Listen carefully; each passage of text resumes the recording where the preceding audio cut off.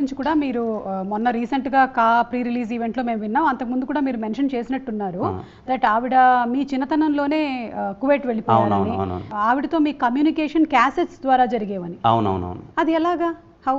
అంటే మా ప్రాంతంలో సైడు రాయలసీమ బేసిక్గా కడప, రాజంపేట ఇటు సైడ్ ఏంటంటే మాకు ఇక్కడ పంటలు బాగా పండకపోవడం, చాలామందికి ఆదాయం లేకపోవడం వల్ల ఏంటంటే అప్పుడు కువైట్ అన్నది అందరూ ఎంచుకునేవాళ్ళు, అందరూ వెళ్ళేవాళ్ళు. అలాగే మా అమ్మగారు కూడా వెళ్ళారనమాట, వాళ్ళ ఫ్యామిలీలో ఆల్రెడీ ఉండడం, అక్కడ ఏదో బట్టల షాప్ పెట్టుకుని ఏదో చేస్తూ వెళ్ళేవాళ్ళు.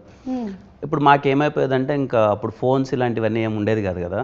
ఆవిడ మాతో ఏదైనా మాట్లాడాలి అని అంటే ఆవిడ క్యాసెట్ రికార్డ్ చేసి వాళ్ళ సర్కిల్లో ఎవరైనా సరే ఇక్కడికి వస్తుంటే ఆ క్యాసెట్ ఇచ్చి పంపించేవాళ్ళు. మేము ఆ క్యాసెట్ ఇక్కడ ప్లే చేసుకొని, అప్పుడు మా ఇంట్లో టేప్ రికార్డ్ కూడా ఉండేది కాదు, పక్క ఇంటికి వెళ్ళి ఆ టేప్ రికార్డులో ఆ క్యాసెట్ పెట్టుకొని మేము మా ఫ్యామిలీ అంతా, నేను, అన్న, నాన్న, అవ్వ ఉండేది. అవ్వ మేము నలుగురం కూర్చొని ఒక 2 hours వస్తుందేమో క్యాసెట్, ఇటు సైడ్ అటు సైడ్ తిప్పి పెడితే అదంతా కంప్లీట్గా ఆవిడ ఏం మాట్లాడుతుందో విన్నాం.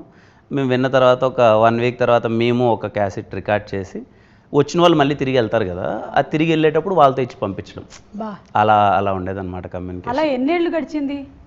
ఆల్మోస్ట్ ఒక 12 years. ఓకే, అంటే మీ చిన్నతనం అంతా బేసిక్గా నేను 2nd class ఉన్నప్పుడేమో అమ్మ అటు వెళ్ళింది. బీటెక్ ఫస్ట్ ఇయర్ వరకు అక్కడే, ఇంకా అంటే మధ్యలో వస్తూ ఉండేవాళ్ళు.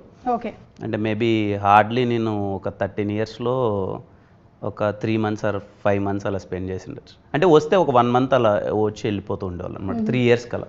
అది కొంచెం కాస్ట్లీ కదా, రావాలన్నా టికెట్ ప్రైజెస్ అది ఇది, కొంచెం ఆవిడ ప్రతి ఒక్క రూపాయి అలా సేవ్ చేసుకుంటూ ఉండేది మమ్మల్ని చదివించాలి అని, అలా కొంచెం. కానీ ఇప్పుడు ఆవిడ చాలా ప్రౌడ్గా ఫీల్ అవుతున్నారేమో కదా విజయాలన్నిటి.